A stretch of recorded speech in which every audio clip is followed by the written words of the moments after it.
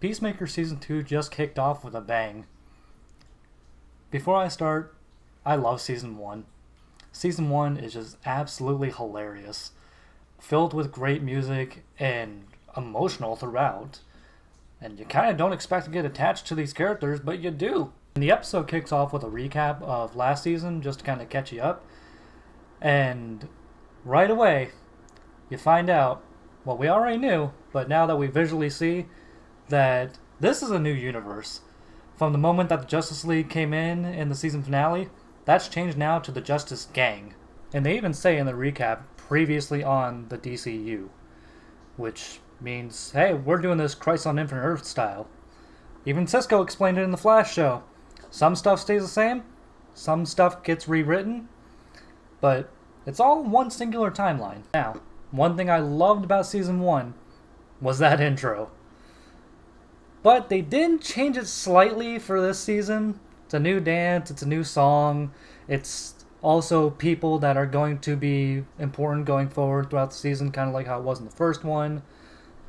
You may not know that they're important right now, but they're going to be important as they showed in Season 1. I don't know how I thought this season was going to start, but it wasn't like that, that's for sure. Immediately we see Chris gets out of bed, goes over to his closet. From what we've heard was explained to us, but didn't physically see it. He enters in a code, walks through this thing. It's like its own giant pocket dimension itself. It's gigantic. It looks like it's endless, honestly. And you get some great interactions between Peacemaker and Eagly, where Eagly's flying around this endless looking place, and he's telling Eagly, "You're treating me like a slave. I'm not your little bitch."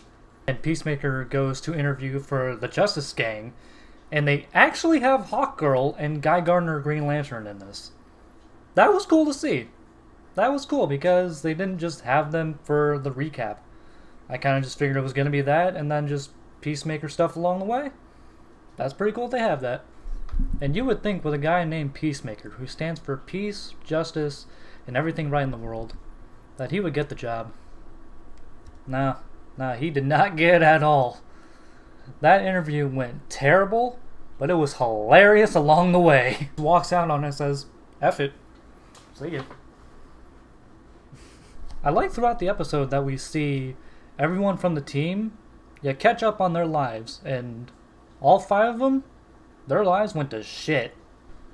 Now, it seems like the main plot of this season is going to be Argus has Chris under surveillance, and because of the fact that he went into his little pocket dimension closet, and they got like Monster Inc. style doors in there, where if you just open a random door, it'll lead to something. And he opened a door, it definitely led to something. And that happened twice. Argus realized, oh, we need to put this guy on surveillance. And something big happened in one of those pocket dimension closet doors, and you kind of don't really think anything of it. It's kind of like, oh, is this a weird hallucination? Is this like another reality kind of thing? Not really sure what it is till it's clarified later.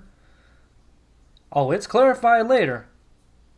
And Chris, he gets high out of his mind, and that's for sure. Something absolutely hilarious happened. If you know, you know. And if you don't know, what are you doing watching this? Go watch it. Come back to this after, though.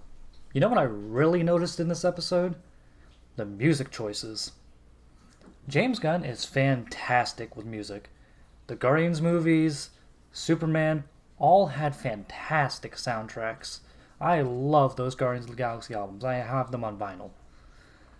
And the music choices for this was just great.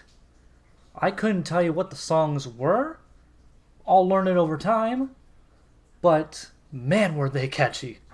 Were they stuck in my head afterwards? Oh yeah, for sure. I'll definitely be listening to the soundtrack of this season, just like I have for Season 1. You know what I really appreciate about this episode? It basically caught us up emotionally with these characters. Loved these characters in the first season. Really got attached to them. To see them and catch up with their lives in the second season is awesome. And to have it be based around the first episode is actually a really good idea.